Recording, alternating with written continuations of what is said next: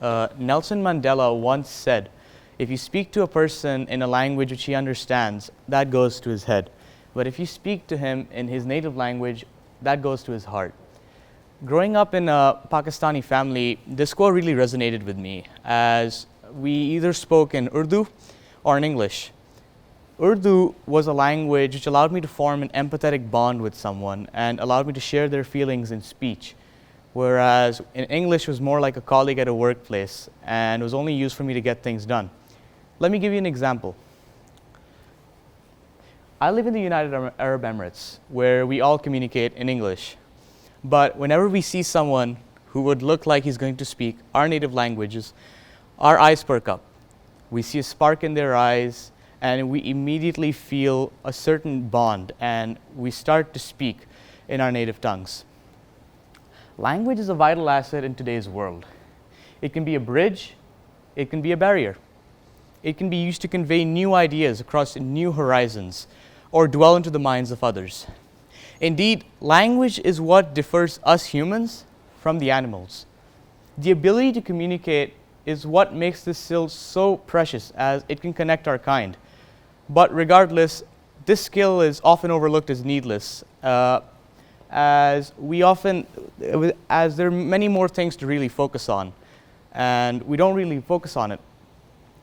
When we really should be focusing on it, as language has the potential to connect all of our kind together. As George Carlin once said, wolf and dog just simply meow and cat. The language, one of the most intriguing things about language is how much power it holds. One word can motivate a person, and one person can shatter his or her dreams.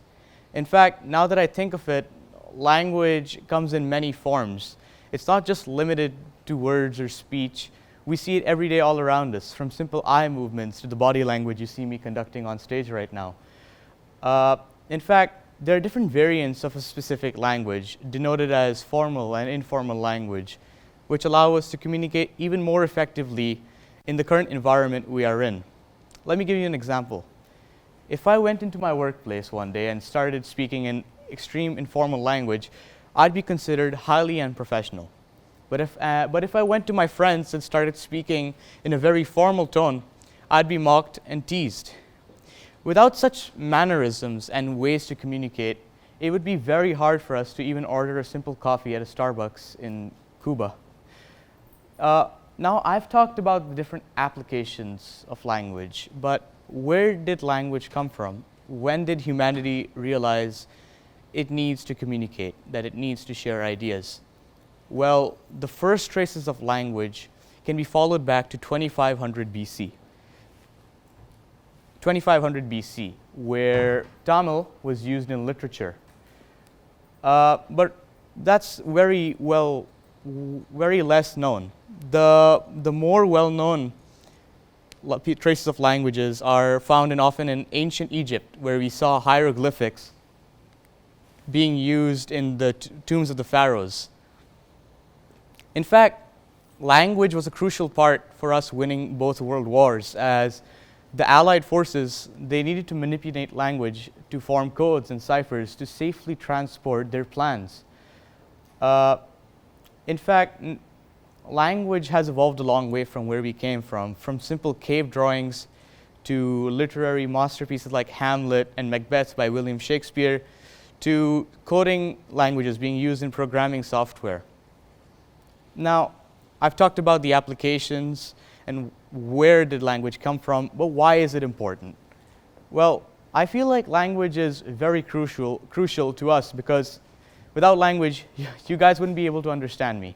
You'd all be scratching your heads and thinking, what is this person saying? I cannot understand him.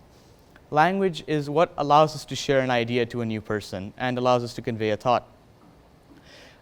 Did you know that people who speak more than one language have many cognitive benefits? This includes simple stuff like being able to think more critically than people who speak one language, having a higher memory capacity, being able to multitask. Many benefits of just speaking more than one language. Another benefit of speaking more than one language is the fact that you're able to share the culture and the thinking pattern of another country. So let's suppose I spoke Spanish. If I spoke Spanish, I'd be able to understand the culture of the Spanish people and how they speak, how they learn, and how they interact in an environment with other Spanish people. Therefore, I'd be able to fit in more than a monolingual. A monolingual is a person who can only speak one language, by the way. Now, one thing is for sure, if language is dying. As we go on, people are transforming into monolinguals, where English is becoming more predominant in our society. We give interviews, we watch movies, TV shows, they're all in English.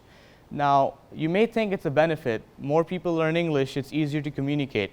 But by doing so, we're often losing our own sense of individuality, and we're losing our traditions and cultures along the way. As by speaking in English, we don't speak our own native language, which defines us, which is basically our identity. Now, this is why I think language is important, because it can build a bridge, it can make a friend, and it can preserve a culture. Thank you.